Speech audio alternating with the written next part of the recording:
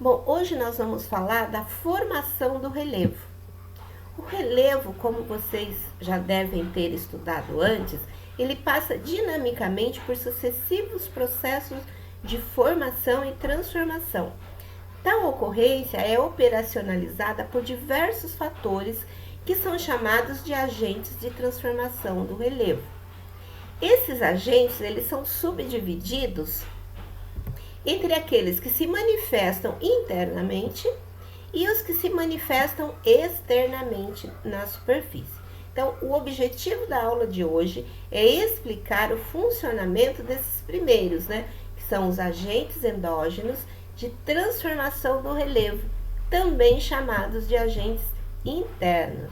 São aqueles que atuam abaixo da superfície ou que são oriundos de fenômenos internos. E nessa categoria nós podemos citar aí o tectonismo, o vulcanismo e os abalos sísmicos ou terremotos. E dessa forma, todos esses fenômenos naturais, eles estão articulados entre si e compõem, no geral, uma mesma cadeia de acontecimentos. Então, esses agentes endógenos, eles são responsáveis pela formação e pela criação do relevo. Nós temos aí o tectonismo, que também é chamado de diastrofismo. Ele é o principal criador, construtor do relevo e atua de forma mais lenta. E ele ocorre de duas formas: o tectonismo horizontal ou orogênese, tectonismo vertical ou epirogênese. Nós temos o abalo sísmico, como eu já disse antes, e o vulcanismo. Vamos ver agora sobre o que é tectonismo ou diastrofismo. Ele refere-se a todos os processos associados ao movimento das placas tectônicas. Então, tal fator ele é responsável pela emergência de diferentes formas de relevo, principalmente as cadeias montanhosas que surgem do choque entre duas placas distintas e em que a mais pesada, ela afunda no magma e a mais leve, ela permanece em ascensão, formando aí uma espécie de enrugamento, como vocês veem aqui no desenho, um dobramento, uma empurrando a outra, formando-se uma dobra, que seria aí o enrugamento de sua superfície e formação de relevos acidentados, Aí nós temos um exemplo de relevos formados pelo tectonismo, a Cordilheira dos Andes, aqui na América do Sul, a Cordilheira do Himalaia, na Ásia, e as Montanhas Rochosas, na América do Norte, entre tantas outras. O tectonismo também está associado a falhas geológicas, O vulcanismo pode-se dizer que é uma das consequências diretas da ação do tectonismo.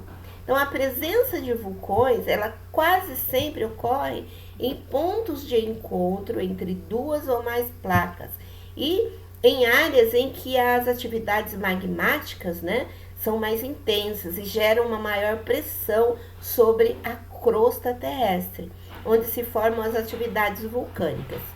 O vulcanismo, ele transforma o relevo quando a lava por ele expelida, junto a alguns outros materiais sólidos, ela, quando sai na superfície, se solidifica.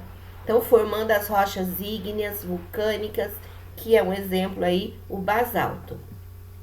Bom, já os abalos sísmicos, novamente, ele é uma consequência do tectonismo, ocorre em face aí do alívio da tensão geológica. Então, quando duas placas estão se comprimindo, sofre aquela pressão e ocorre aí o tremor, Então, entre duas placas tectônicas gera essa zonas de tensão geológica, onde durante muito tempo acumula-se energia, fazendo com que parte dela seja liberada abruptamente e os abalos sísmicos ocorram. Então, o outro fator que contribui para a ocorrência dos terremotos são as falhas geológicas, que é o que a gente está vendo aqui nesse pequeno desenho aqui. Elas ocasionam instabilidade aqui no terreno. Qualquer movimentação da falha pode ocorrer aí um abalo sísmico. Então, todos esses fatores, como já mencionamos, eles estão interligados, os abalos sísmicos, o vulcanismo, está tudo interligado com o tectonismo, tá? E também os abalos sísmicos, eles podem intensificar atividades vulcânicas. E tudo isso está atrelado ao movimento das células de convecção do magma terrestre, que a gente vai ver um pouquinho mais adiante. Então, essas células de convecção do magma, em que o manto ele movimenta em formas circulares e pressiona a crosta terrestre, ocasionando todas as ações acima aí elencadas, ok? Bom, agora nós vamos ver aí um esquema mostrando bem a célula de convecção do magma terrestre, tá? Aqui nós temos duas placas, tá? Uma está se afastando da outra, um exemplo disso é a nossa placa da África e a placa da América do Sul, tá? Aqui é um exemplo bem interessante sobre uma zona de subducção, ó, a placa uma entrando embaixo da outra placa. Aqui nós temos uma zona de subducção, uma placa entrando sob a outra, tá? Então, quando ela atinge uma certa profundidade, essa rocha ela se derrete novamente, sofre uma grande pressão aqui e ela tende a sair pela primeira fissura que ela encontra, que na verdade se dá aí a formação dos vulcões.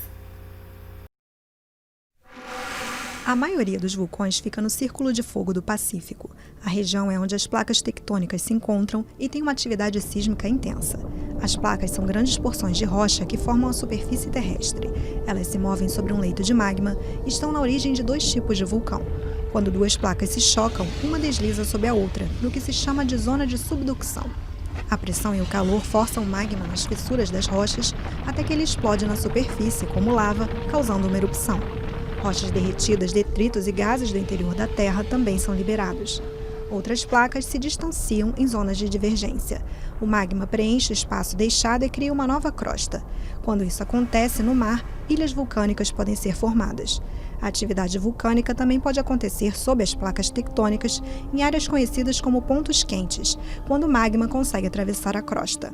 Os vulcões extintos não entraram em erupção em dezenas de milhares de anos. Os adormecidos apresentam inatividade temporária e os ativos expelem com frequência gás ou lava.